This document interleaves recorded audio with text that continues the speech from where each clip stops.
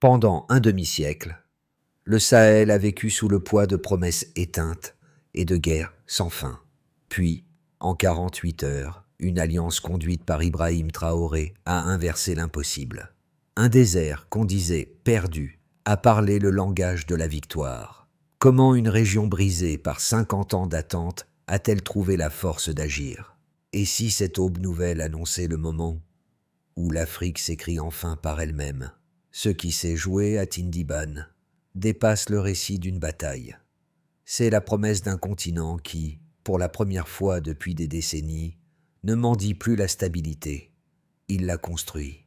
Sous le commandement d'Ibrahim Traoré, le Burkina Faso a prouvé qu'un leadership africain pouvait unir stratégie, discipline et technologie sans dépendre de conseillers étrangers. Cette victoire offre un bénéfice clair: redonner au peuple du Sahel la souveraineté sur leur propre sécurité, pierre angulaire de toute indépendance durable. Mais cette promesse s'accompagne d'un risque: transformer un triomphe militaire en véritable projet de société. L'enjeu n'est plus de savoir si l'Afrique peut se défendre, mais si elle peut se gouverner sans retomber dans les schémas imposés. Car chaque victoire non consolidée devient une illusion de force. Et si l'Alliance du Sahel, née de la poussière, devait maintenant apprendre à durer? En octobre 2025, en seulement 48 heures, 3 armées africaines ont réécrit les manuels de la guerre moderne. Ce que 20 ans d'opérations étrangères n'avaient pu stabiliser. Une coordination née à Bamako, Niamey et Ouagadougou l'a accompli sans fanfare. La fin d'un couloir terroriste jugé imprenable. Pour comprendre ce basculement, il faut revenir à la longue veille du Sahel. Depuis les années 2010, les interventions se sont succédées. Barkhane, Takuba, MINUSMA. Chacune promettait une paix durable. Chacune s'est dissoute dans la poussière des bilans. En 2024, plus de 2,5 millions de déplacés, des provinces vidées, des enfants connaissant le bruit des drones avant celui de la pluie. Pendant ce temps, les décisions se prenaient loin des frontières meurtries. Les soldats africains, eux, enterraient leurs morts, en silence. C'est alors qu'Ibrahim Traoré, jeune général burkinabé, a rompu le cycle de l'attente.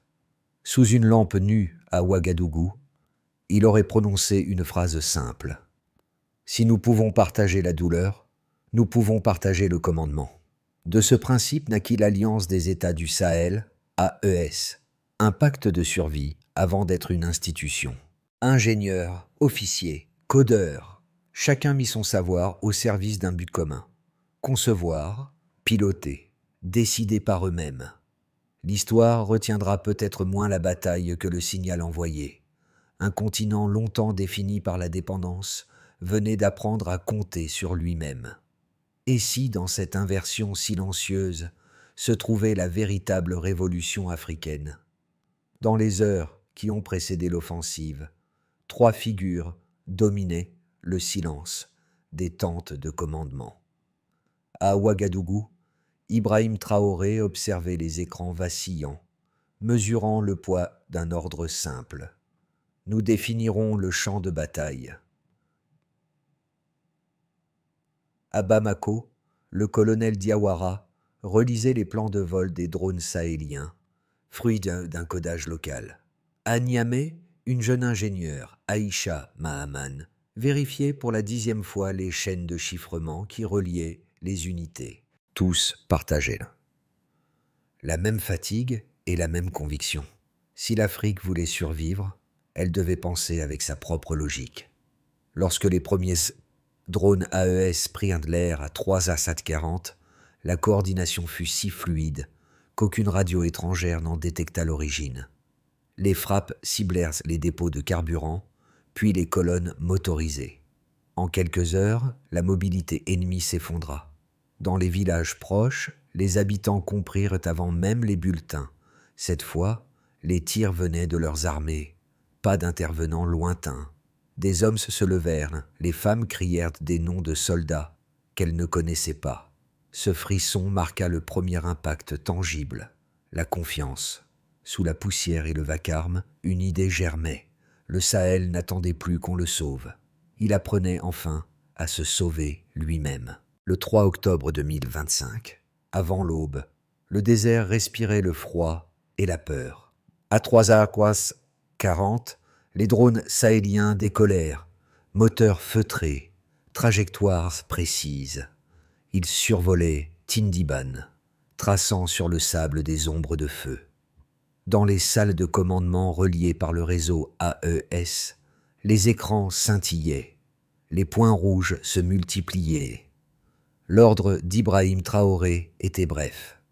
Aucune réaction, seulement la définition du champ. Les batteries CR5 du Burkina Faso ouvrirent le ciel. Les roquettes dessinèrent sur des arcs oranges, répondus par le tonnerre lointain du Mali. En 10 minutes, et ces minutes, les bases GA-10 de lancement ennemies furent réduites au silence. La première vague visa les motos. La mobilité ennemie s'effondra. La seconde frappa le carburant, transformant la nuit en torche mouvante. À midi, les convois du groupe Génim étaient aveugles, encerclés, incapables de communiquer. Le désert devint fournaise. Au sol, les blindés nigériens avancèrent en formation serrée, guidés par les flux vidéo des drones locaux. Chaque mouvement suivait un plan millimétré. Pas de hasard, pas d'ordre étranger. Les frappes aériennes maliennes, coordonnées en temps réel, scellèrent les routes d'évasion. Les villages alentours tremblaient. Cette fois, ce n'était pas la peur, mais la délivrance. À 14h, les transmissions ennemies cessèrent. Les soldats ESO avançaient lentement parmi les ruines, vérifiant chaque abri. Ils découvrirent des ordinateurs, des armes venues, d'ailleurs, et surtout des carnets. Preuve d'un réseau que personne n'avait voulu voir. Personne ne cria victoire. Le soir, le vent du Sahel portait un autre son, celui de la décision. Dans le silence, Traoré observait les cartes, conscient qu'une ère venait de s'achever. Pour la première fois depuis un demi-siècle, le Sahel n'attendait plus le secours du monde. Il écrivait sa propre page d'histoire. Et quand les radios locales murmurèrent « L'Afrique se défend », une génération entière sut que quelque chose venait de changer à jamais. Avant l'offensive d'octobre 2025, les analystes du Sahel estimaient la zone dite « Triangle de Tindibon » comme l'une des plus instables du monde. En septembre, plus de 2 500 000 personnes étaient déplacées selon les rapports humanitaires, soit l'équivalent de la population entière de Ouagadougou. Chaque convoi humanitaire traversait 3 zones rouges, et les missions étrangères subissaient une attaque toutes les 72 heures.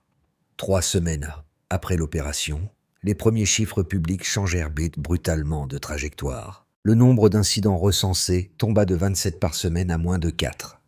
Selon le suivi satellitaire indépendant de la CEDEAO. Les flux de population inversèrent leur sens. Au lieu de fuir, des familles commencèrent à revenir vers Arbinda et Gao. Les marchés, jadis désertés, rouvrirent sous escorte locale, sans présence extérieure. Le contraste était si fort que plusieurs centres d'analyse occidentaux parlèrent d'un effet Tindiban. Le ratio de zones contrôlées par des forces africaines passa de 48% à 80% en moins de 15 jours. Un bond statistique inédit depuis 20 ans de conflit. Ces chiffres ne traduisent pas seulement la victoire militaire. Ils mesurent une reprise de souveraineté opérationnelle. Sous le commandement d'Ibrahim Traoré, l'alliance AES avait démontré qu'une structure purement africaine pouvait générer des données fiables, des frappes précises et une coordination transfrontalière sans assistance. Le Delta n'était pas seulement militaire, il était technologique. Les drones sahéliens, produits et codés localement, ont réduit le temps de réaction de 45 minutes à moins de 7. Un écart qui, sur le terrain, signifie vie ou mort. Les économistes burkinabés calculent donc déjà un autre indicateur. La réouverture de 60% des axes commerciaux dans le nord, fermés depuis 2019. Chaque camion qui roule sans escorte étrangère représente un signal d'autonomie. Dans le vocabulaire d'état-major, on parlerait d'un changement de paradigme mesurable. Mais dans celui des habitants, le chiffre le plus important est un autre. 0. 0 attente, 0 autorisation, 0 excuse. Le Sahel a cessé de demander la permission d'exister. À peine la poussière de Tindibon retombée, 2 critiques majeures ont émergé. La première, venue des chancelleries occidentales, affirmait que l'opération AES n'était qu'un sursaut circonstanciel, promis à s'éroder sans soutien logistique étranger. La seconde, plus insidieuse, voyait dans cette victoire un risque de dérive militariste, l'Afrique remplaçant la dépendance politique par la dépendance aux armes. Ces arguments méritaient d'être examinés sans complaisance, car la stabilité du Sahel ne se jugera pas à la chaleur des discours, mais à la froideur des chiffres. Et là, les faits contredisent les prévisions. D'abord, l'autonomie logistique. Les chaînes AES ont maintenu qu'à 95% de disponibilité matérielle sans appui extérieur durant les 4 premières semaines, selon les rapports militaires conjoints. Les réparations de drones et véhicules ont été assurées localement grâce à des unités mixtes ingénieurs-soldats, un modèle inédit en Afrique de l'Ouest. Ensuite, la gouvernance. Chaque décision stratégique a été validée par un conseil tripartite, Mali, Niger, Burkina Faso, documenté, signé, archivé, loin du réflexe du chef unique. Quant au spectre du militarisme, il s'efface face aux faits sociaux. Depuis octobre, les dépenses d'éducation au Burkina Faso ont augmenté de 12%, financées par le redéploiement des budgets sécuritaires. Les recrues AES suivent un module civique obligatoire de 3 mois, axé sur la reconstruction et la gestion civile des crises. Aucune armée étrangère ne l'avait imposé auparavant. Ces données ne dissipent pas toutes les inquiétudes, mais elles déplacent le débat. Ce n'est pas la force qui menace, c'est l'absence de projet derrière elle. Et si la question n'était plus de savoir si le Sahel peut se battre, mais ce qu'il veut bâtir ensuite. Ce n'était pas une bataille, mais un miroir. À Tindibon, le feu des roquettes n'a pas seulement balayé les ennemis visibles, il a consumé une idée plus ancienne, celle d'un continent condamné à dépendre. En 48 heures, Ibrahim Traoré et ses homologues ont révélé un principe simple, mais révolutionnaire. La souveraineté n'est pas une faveur, c'est un acte répété. Dans les rues de Bamako, les radios locales ont diffusé une phrase devenue symbole. L'Afrique se défend. Ces trois mots, gravés sur des murs, chantaient un renversement psychologique. Le peuple sahélien ne voyait plus des soldats, il voyait des reflets de lui-même. Et pour la première fois, les analystes étrangers observaient sans comprendre. Comment la victoire d'une coalition modeste avait-elle fissuré des décennies de tutelle mentale? La réponse tenait dans le silence du désert. Un peuple n'a pas besoin d'être sauvé pour être digne. La vraie conquête du Sahel n'était pas territoriale, elle était intérieure. Les répercussions de Tindibon se sont déployées bien au-delà du désert. En quelques jours, le champ de bataille est devenu un laboratoire politique, économique et symbolique. D'abord, au niveau national. Au Burkina Faso, le ministère de la Défense a fusionné ses cellules de renseignement avec celles de la sécurité intérieure. Résultat, le temps moyen de réponse aux incidents frontaliers est passé de 14 heures à moins de 4. Au Mali, la réintégration de zones rurales naguère abandonnées a permis la réouverture de 37 écoles et de 18 centres de santé. Au Niger, la création d'une unité conjointe AES a stabilisé les routes commerciales de l'Est. Ces progrès, modestes mais concrets, constituent la base d'une gouvernance par l'efficacité. Ensuite, sur le plan diplomatique, les chancelleries européennes ont d'abord réagi par le silence. La France a rappelé ses ambassadeurs pour consultation, tandis qu'à Washington, les analystes évoquaient un vide stratégique. Mais derrière les mots prudents, une réalité s'imposait. L'équilibre des dépendances venait de basculer. Ibrahim Traoré est devenu, malgré lui, le visage d'une nouvelle assertivité africaine. Le Sahel n'était plus le théâtre d'une aide, mais un acteur à part entière. Puis, au niveau démographique et social, les villages naguère vidés ont vu revenir près de 60 000 réfugiés, selon les estimations régionales. Les marchés se sont rouverts, les chants ont remplacé les sirènes. Les habitants ont repeint des slogans sur les murs. Nous définissons le chant. Ce retour physique s'est accompagné d'un retour moral, la croyance en sa propre capacité de rebâtir. Enfin, sur le plan culturel et symbolique. Des poètes ont repris les mots de Tindiban. Des artistes ont peint les visages des soldats anonymes. Les tambours qui pleuraient hier les morts battent aujourd'hui un rythme d'éveil. Dans les écoles, on enseigne la bataille comme un chapitre de dignité retrouvée. Le plus surprenant, c'est la retenue d'Ibrahim Traoré. Pas de triomphalisme, seulement cette phrase. Nous ne nous battons pas pour les applaudissements. Un rappel que la victoire, pour durer, doit rester sobre. Le Sahel a gagné plus qu'un combat. Il a redéfini la notion même de respect. 6 mois après Tindiban, 3 trajectoires se dessinent pour l'alliance des États du Sahel. D'abord, le scénario de base, celui d'une consolidation prudente. Les armées de l'AES maintiennent leur coopération. La sécurité reste stable dans les zones frontalières. Les échanges commerciaux reprennent lentement, soutenus par la confiance populaire. Mais la pression économique, les sanctions et le manque de capitaux étrangers limitent la reconstruction. Ce scénario suppose que la discipline militaire se traduise en discipline institutionnelle. Sous la direction d'Ibrahim Traoré, le risque principal devient la gestion du succès. Éviter que la ferveur ne se transforme en routine. Ensuite, le scénario optimiste, celui où la doctrine s'étend. Le modèle sahélien inspire d'autres pays de la CEDEAO. Des académies AES voient le jour, formant des officiers et ingénieurs africains sur les technologies locales. La coopération civile-militaire s'enracine. Les projets agricoles remplacent les anciennes bases de guerre. Le Sahel devient un centre de stabilité plutôt qu'un foyer de crise.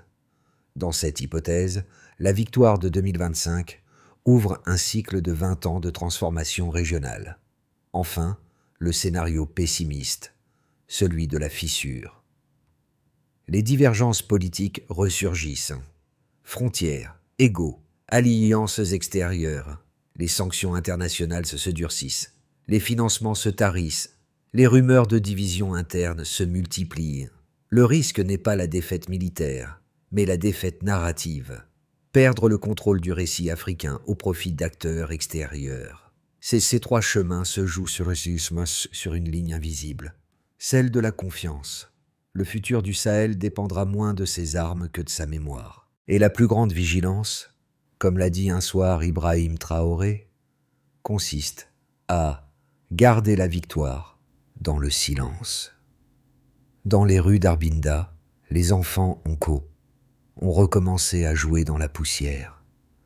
Leur rire remplace le bourdonnement des drones qui, pendant des années, annonçaient la peur. Une femme nommée Mariam, foulard blond autour de la tête, serre une photo contre sa poitrine. Son mari est mort 3 ans plus tôt, pris dans une embuscade au même endroit, désormais libéré. Quand un journaliste lui demande ce que cette victoire signifie, elle regarde le ciel. « Je peux enfin me reposer. » Ce simple murmure s'est répandu plus vite que n'importe quel communiqué. Dans les marchés, on le répète comme une prière. Dans les écoles, comme une leçon.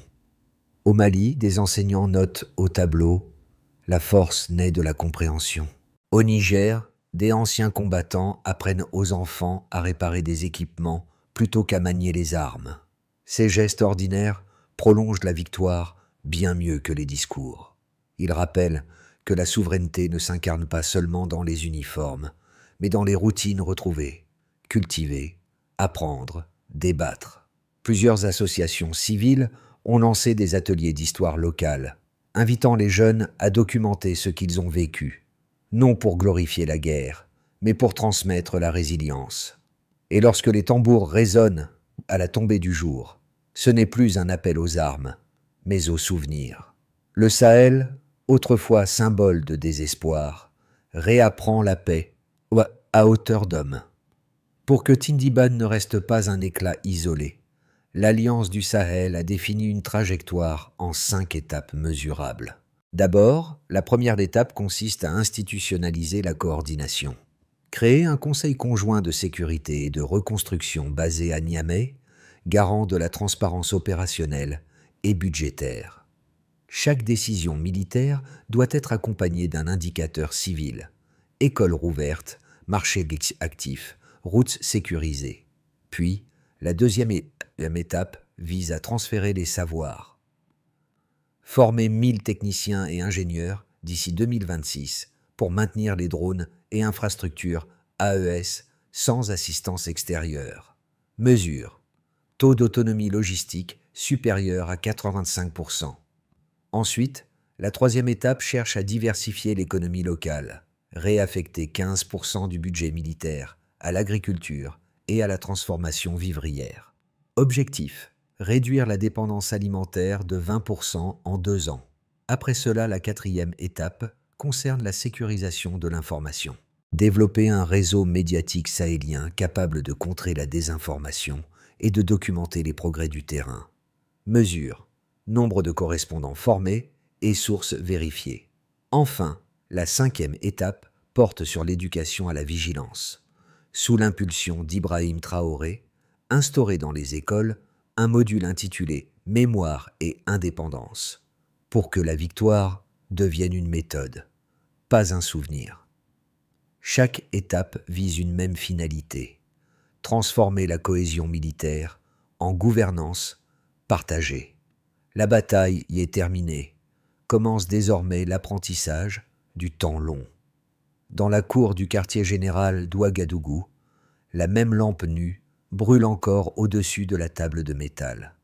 C'est là qu'1 an plus tôt, Ibrahim Traoré avait tracé sur une carte les lignes d'un désert à reconquérir. Autour de lui, d'anciens officiers et de nouveaux visages, enseignants, médecins, ingénieurs, continuent de planifier, non plus des offensives, mais des semailles. La lumière vacillante éclaire les cartes d'hier et les champs de demain. Aïcha Mahraman, l'ingénieur du premier réseau de drones, raconte à ses élèves: « Nous avons appris à coder la liberté. » Les enfants rient, dessinent des lions et des dunes. Leur futur n'a plus l'odeur de la peur, mais celle du métal chaud et de la poussière vaincue. Dans le silence du soir, Traoré observe les jeunes soldats s'entraîner à l'ombre des arbres secs. Il sait que chaque génération devra réapprendre ce que la sienne a découvert. Le courage, dit-il, n'a pas de fin, seulement des gardiens. Le Sahel ne demande plus qu'on parle pour lui. Il parle désormais d'une voix calme, forgée dans le sable et la patience. L'histoire retiendra peut-être les roquettes et les chiffres, mais ceux qui vivent ici savent que le vrai héritage de Tindiban réside ailleurs, dans la confiance retrouvée entre des peuples que tout opposait. Ibrahim Traoré le répète dans ses discours sobres: « Nous ne nous levons pas pour impressionner le monde, mais pour nous appartenir. » Ce message dépasse les frontières africaines. Chaque nation qui a douté d'elle-même peut y reconnaître un miroir, car la souveraineté, sous toutes ses formes, commence toujours par la mémoire de sa propre dignité. Alors que les tambours résonnent une dernière fois sur le sable rouge, une question demeure. Et si ce réveil silencieux du Sahel n'était pas la fin d'une guerre, ni le commencement d'un monde qui s'écoute enfin?